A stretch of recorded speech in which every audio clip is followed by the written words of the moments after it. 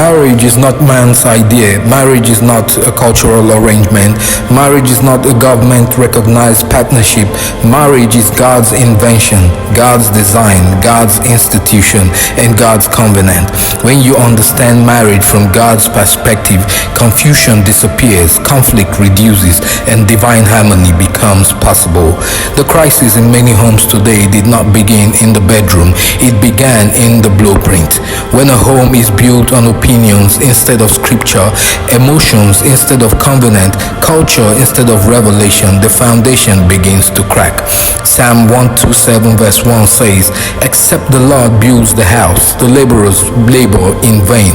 Marriage works only when God is the architect, the builder, and the foundation. Marriage began in the mind of God.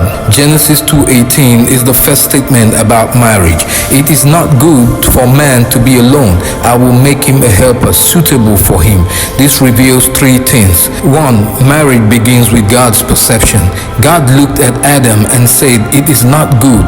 Adam didn't complain. Adam didn't request. God saw the need before Adam felt it. The meaning is that marriage is not first about desire, it is about divine timing and divine insight. Two, marriage requires God's provision. God said, "I will make." Not Adam will find, not Adam will create, not Adam will figure it out. The making of a spouse is God's assignment. 3. Marriage must follow God's pattern.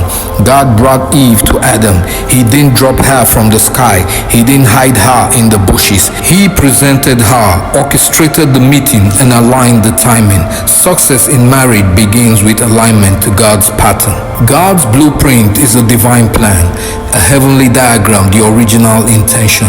Before culture existed, before tradition formed, before society complicated things, God already established how marriage should work.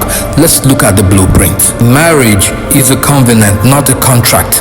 Malachi 2:14 says, "The wife of your youth by covenant." A contract is breakable. A covenant is binding. A contract is between two people. A covenant is between God and two people.